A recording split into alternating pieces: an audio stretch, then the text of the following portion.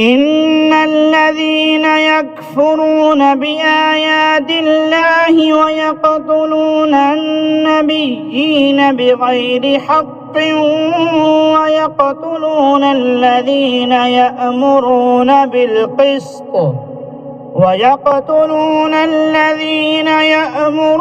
بالقسط من الناس فبشرهم بعذاب أليم.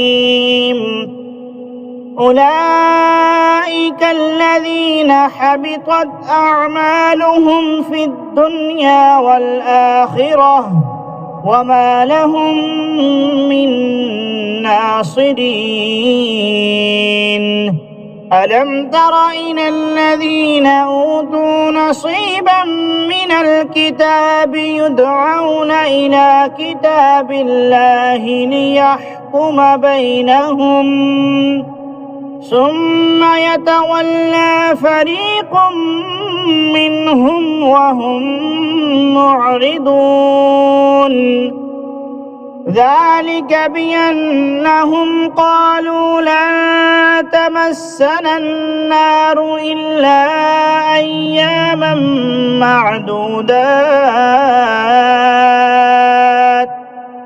وغرهم في دينهم ما كانوا يفترون.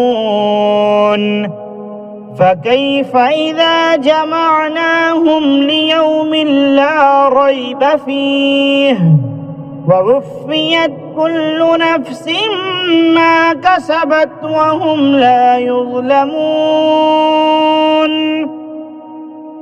قل اللهم مالك الملك تؤتي الملك من تشاء وتنزع الملك ممن تشاء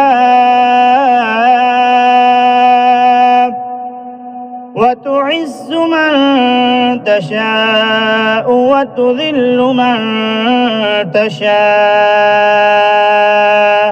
بيدك الخير إنك على كل شيء قدير.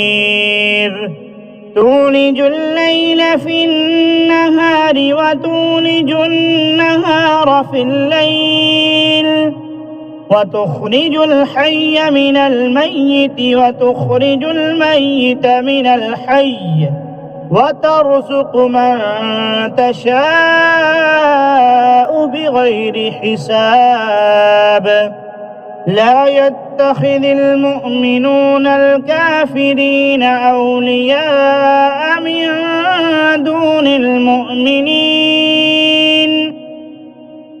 ومن يفعل ذلك فليس من الله في شيء إلا أن تتقوا منهم تقاه ويحذركم الله نفسه وإلى الله المصير.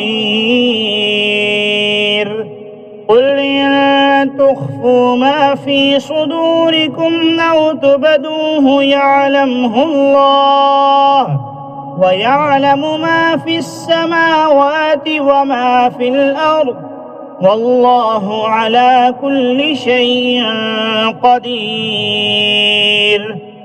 يوم تجد كل نفس ما عملت من خير محضرا وما عملت من سوء تود لو أن بينها وبينه أمدا بعيدا ويحذركم الله نفسه والله رؤوف بالعباد.